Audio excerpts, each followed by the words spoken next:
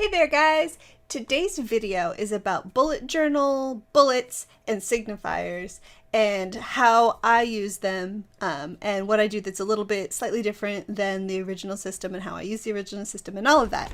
So if you don't know what I'm talking about, I think you should definitely go back and watch Ryder Carroll's original bullet journal explanation video.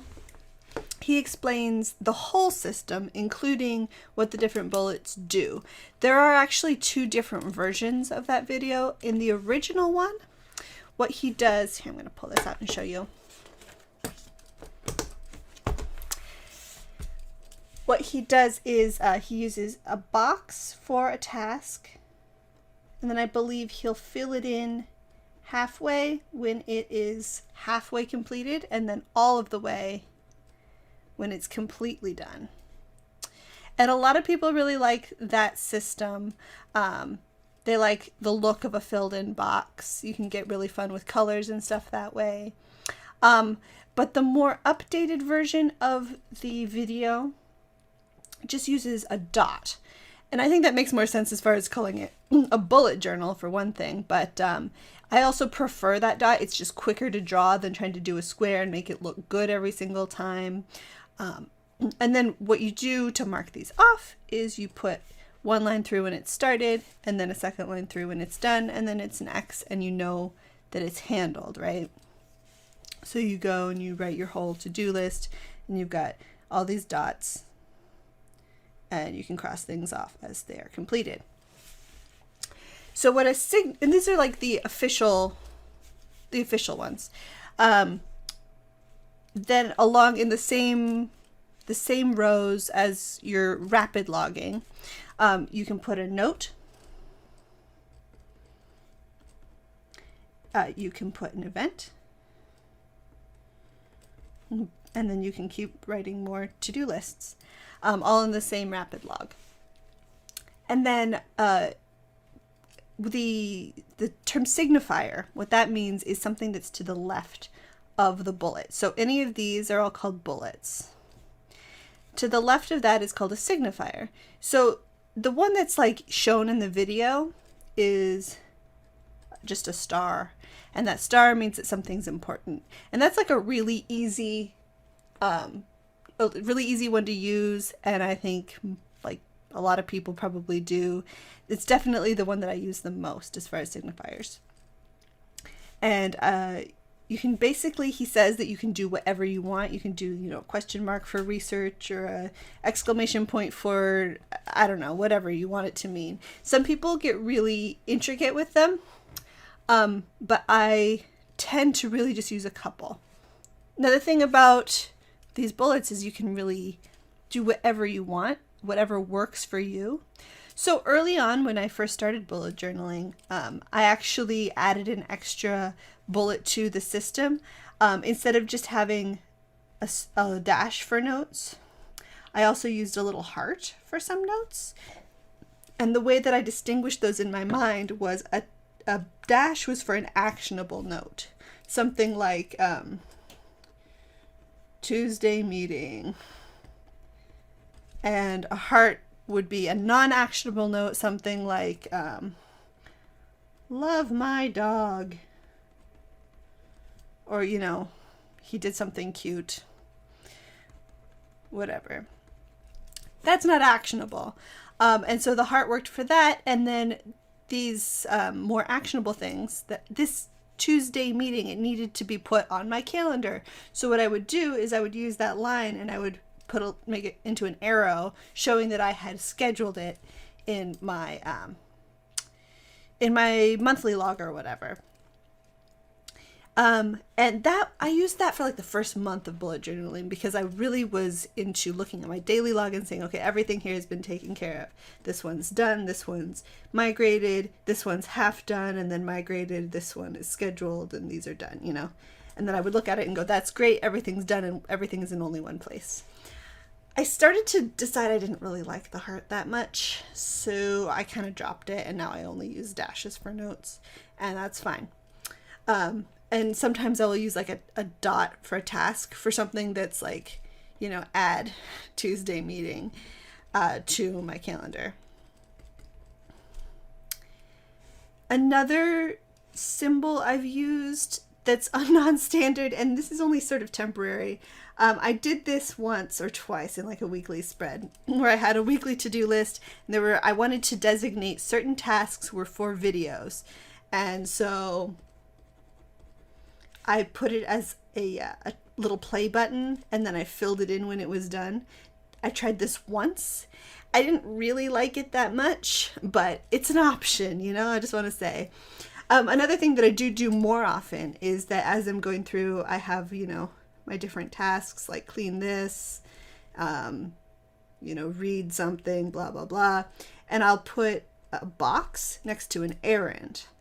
So I'll look at my list and I can quickly see this is something that I need to leave the house for, or that I need to look at this on my way out of the door at the office so that I can stop and pick up groceries on the way home, or something like that.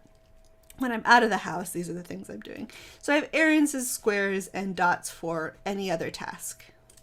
As far as signifiers go, I definitely, like I said, I use the star for important stuff, right? Something I can't forget, I'll put a star.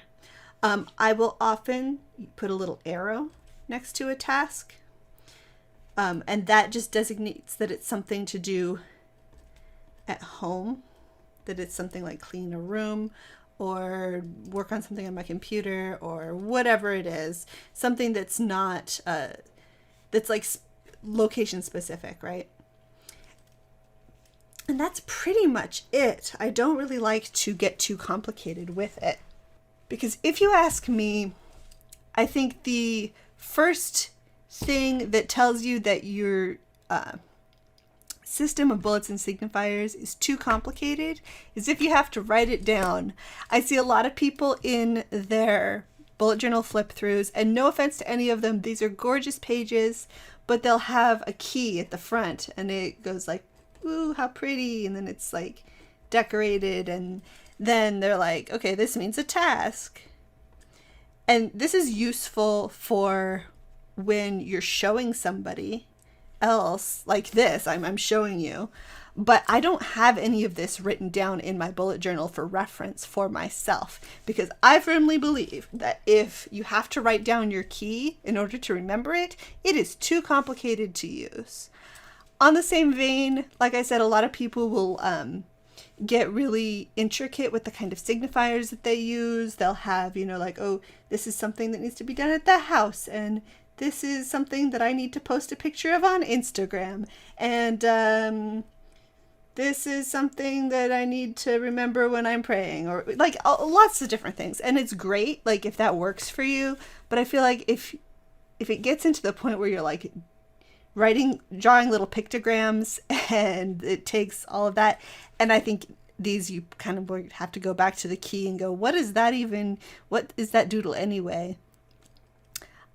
It's probably more complicated than you need. I would say stick to no more than maybe 5 signifiers, and even then I think that's probably a lot.